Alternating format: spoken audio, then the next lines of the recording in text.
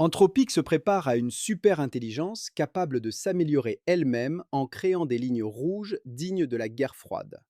Cloudflare licencie 20% de son personnel pour passer à un modèle opérationnel centré sur l'IA, et Nintendo augmente le prix de la Switch 2 en raison de la pénurie mondiale de puces. Bienvenue dans le résumé quotidien. Je suis votre hôte, Étienne Noumen, ingénieur logiciel diplômé de l'Université Laval, basé à Calgary. Aujourd'hui, nous réalisons l'autopsie forensique de la préparation à la singularité ce vendredi 8 mai 2026. L'industrie de l'intelligence artificielle a officiellement dépassé le stade des simples chatbots pour se préparer activement à des systèmes autonomes capables de s'améliorer eux-mêmes. Anthropic vient de lancer un institut de recherche dédié proposant des exercices de simulation et des lignes téléphoniques directes entre les laboratoires et les gouvernements mondiaux, dignes de la guerre froide, pour gérer une explosion de l'intelligence. Mais pendant que les laboratoires préparent l'avenir, l'économie physique actuelle s'effondre. La pénurie de puces mémoire, surnommée Ramageddon, a frappé le marché de la consommation, forçant Nintendo à augmenter le prix de sa prochaine console. Et la purge des emplois de bureau s'accélère violemment. Après Coinbase et PayPal, Cloudflare vient de licencier 1100 travailleurs, déclarant explicitement que l'IA agentique a définitivement remplacé le besoin pour ces postes. Mais avant de plonger dans les données, j'ai une brève requête stratégique. Les algorithmes de l'application que vous utilisez en ce moment dictent l'information qui parvient jusqu'à vous. Pour vous assurer de ne jamais manquer nos analyses les plus critiques, veuillez cliquer sur Suivre ou vous abonner à la chaîne Djamga Mind sur Apple Podcast pour toujours écouter complètement sans publicité. C'est une action gratuite d'une seconde, mais c'est le moyen le plus direct de nous aider à développer cette recherche indépendante. Démêlons ensemble cette journée. D'habitude, quand on effectue une autopsie médicale, on cherche souvent une cause unique. C'est un truc évident, genre une artère bloquée ou une toxine très précise. Ouais, c'est clair. On préfère toujours les trucs binaires, les relations de cause à effet simples. On pose un diagnostic et hop, on passe à autre chose. Exactement.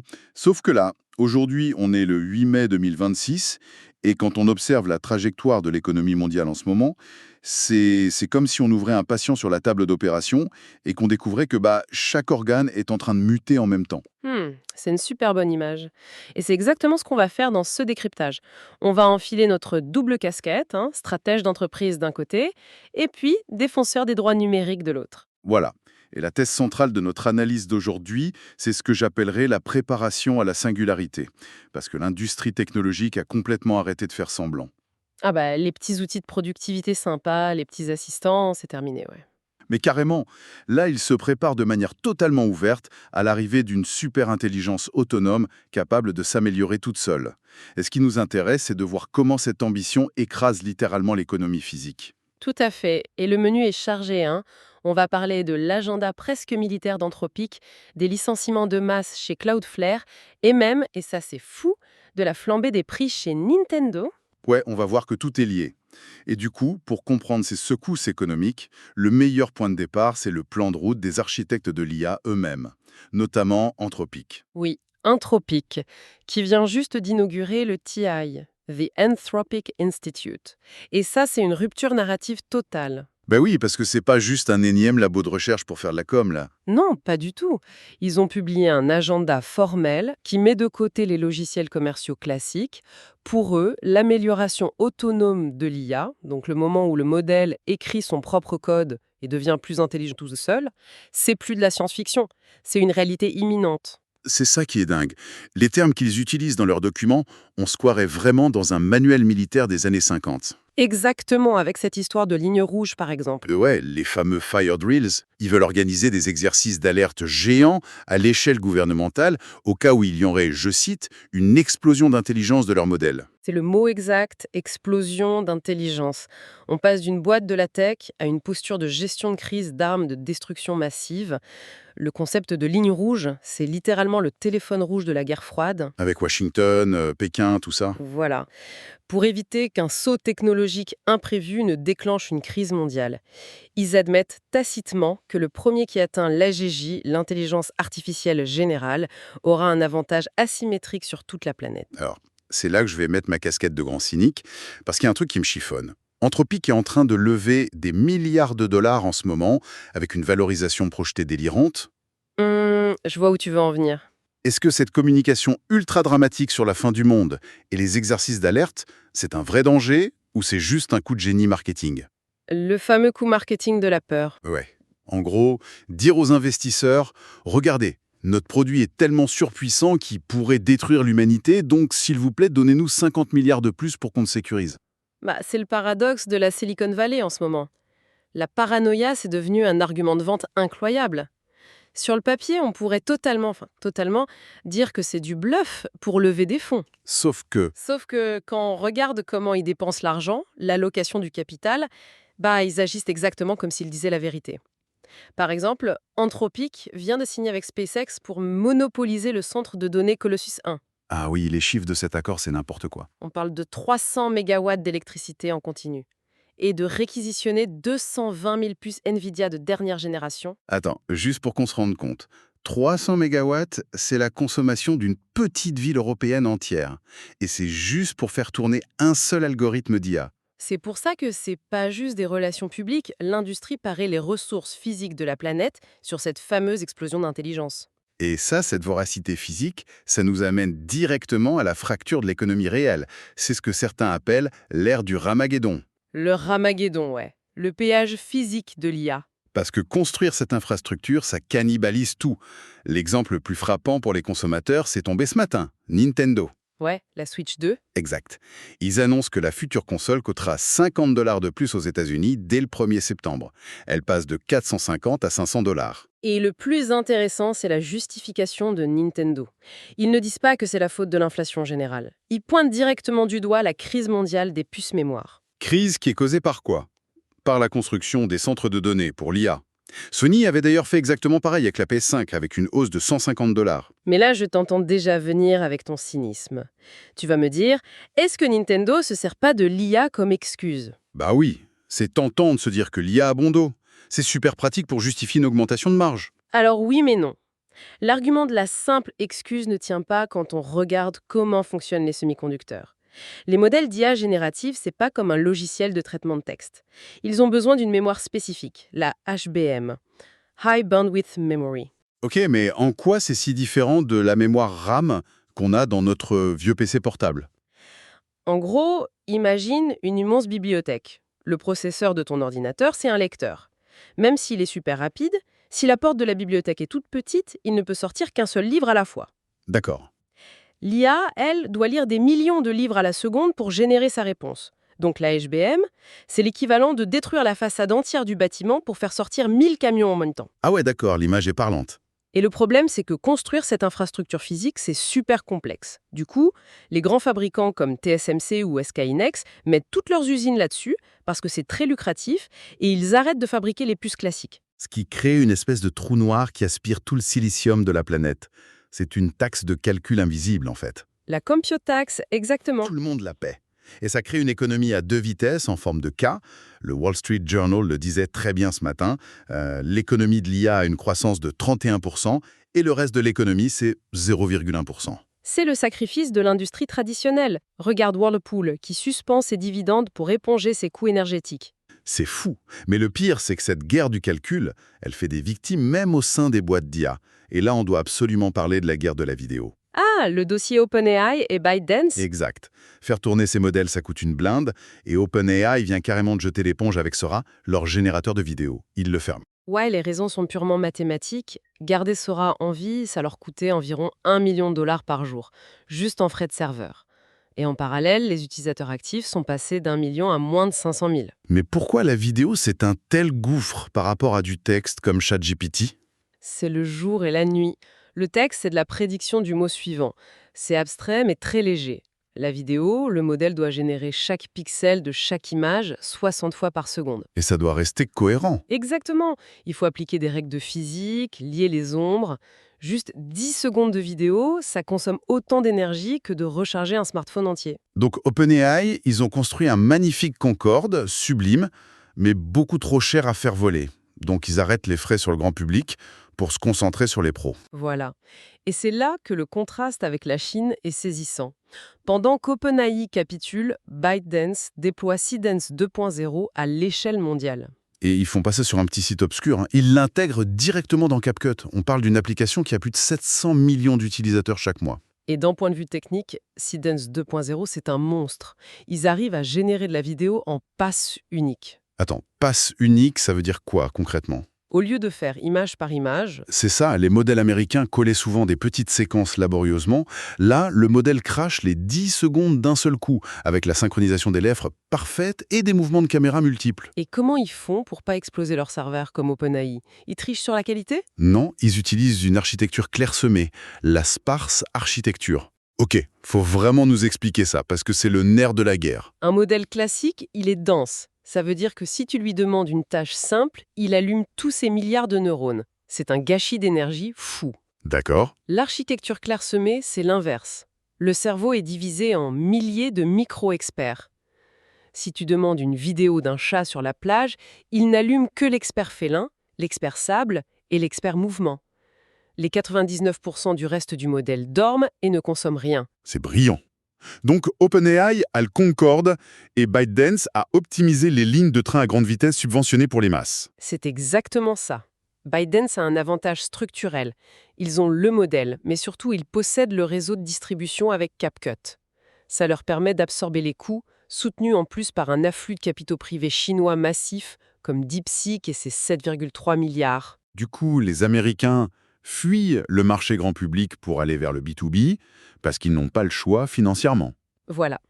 Et justement, en parlant de trouver de l'argent pour payer ces fameuses puces et ces serveurs, on en arrive à la variable d'ajustement. Parce qu'il faut bien payer cette taxe de calcul. Et cette variable ajustement, c'est terrifiant, mais c'est le capital humain. C'est la purge laborale. C'est le gros morceau du jour. Cloudflare, une des plus grandes entreprises de l'infrastructure web, vient de virer 1100 employés. C'est 20% de leurs effectifs. Du jour au lendemain. Et le truc qui me rend fou, c'est que Cloudflare n'est pas du tout dans le rouge. Ils viennent de publier des résultats trimestriels qui ont explosé les attentes. C'est ça qui marque un point de non-retour. Le PDG Matthew Prince, il n'a pas cherché d'excuses sur l'inflation ou la conjoncture économique. Ah non, il a dit les termes. Il a dit devant les actionnaires qu'il passait à un modèle opérationnel centré sur l'IA agentique, Agentic AI First. L'utilisation interne de l'IA a bondi de 600% en 3 mois. Et ça justifierait de rendre 20% des gens obsolètes. Bon, encore une fois, je sors ma carte de cynisme absolu. Je t'en prie. Le terme IA agentique, est-ce que c'est pas devenu le nouveau mot de passe magique pour Wall Street? Genre, comment justifier des coupes budgétaires brutales, faire grimper le cours de l'action et s'en mettre plein les poches, tout en accusant l'IA? Coinbase et Upwork ont fait la même chose cette semaine d'ailleurs. Mais oui, est-ce qu'un algorithme remplace vraiment un quintième d'une boîte si vite? C'est une vraie question. Il y a évidemment un effet d'opportunisme boursier, on va pas se mentir. Wall Street adore quand on vire des gens pour mettre des robots. Clairement? Mais technologiquement, le changement de paradigme est bien réel. On n'est plus du tout dans l'IA copilote, et c'est ça qu'il faut comprendre. L'année dernière, les sondages disaient que l'IA allait juste nous aider, corriger nos emails. Le fameux « tu ne seras pas remplacé par l'IA, mais par quelqu'un qui utilise l'IA ». Sauf que ce discours est périmé. L'IA agentique, ça n'est plus un assistant qui te regarde bosser. C'est un agent autonome qui exécute un flux de travail complet. Donne-moi un exemple concret de ce que ça change chez Cloudflare, par exemple. Prends un service client. Avec un copilote, l'employé lit l'email, demande à l'IA de faire une réponse sympa, mais c'est l'employé qui clique, qui annule la commande dans le logiciel, qui valide. L'humain garde le contrôle de la souris, quoi. Exactement. Avec un agent autonome, le matin, on lui dit « gère les plaintes de la nuit ». L'agent lit les emails, se connecte tout seul aux API du logiciel de facturation, vérifie la garantie, annule la commande, déclenche le remboursement et ferme le ticket. En gros, le logiciel navigue dans les autres logiciels. C'est ça, sans qu'aucun humain n'ait touché un clavier. Donc toute la couche de gestion intermédiaire, la coordination, le support administratif, ça disparaît. C'est un massacre pour les emplois de la classe moyenne. Techniquement, ça explique les purges chez Cloudflare, PayPal et les autres. Et ça nous amène au dernier point de notre autopsie. Parce que ces agents autonomes, ils sont très forts dans le noir des serveurs de Cloudflare, mais ils ont un défaut majeur. Ils sont complètement aveugles dans le monde réel. C'est ça. Pour agir sur le monde physique, il leur faut des yeux Et c'est là qu'intervient Apple, avec un nouveau produit matériel qui me donne des sueurs froides. Les fameux AirPods avec caméra. Ouais. Apple approche de la production de masse pour des écouteurs équipés de capteurs visuels. Et pardon, mais l'ergonomie de prendre une photo en tournant la tête, c'est ridicule. C'est pas pour Instagram. Ah non, ça n'a rien à voir avec la photo classique. Ces caméras, elles sont en basse résolution. Leur seul but, c'est de capturer un flux d'informations visuelles en continu. Pour nourrir Siri en temps réel. Exactement. Pour analyser les ingrédients sur ton plan de travail, lire un panneau dans la rue, c'est le lien sensoriel qui manquait à l'IA. D'un point de vue de la vie privée et des droits numériques, c'est une horreur absolue. Apple dit qu'il y aura une petite lumière LED pour prévenir quand ça filme, Ouais, l'argument classique de sécurité. sauf que concrètement, on transforme les humains en espèces de trépieds biologiques ambulants.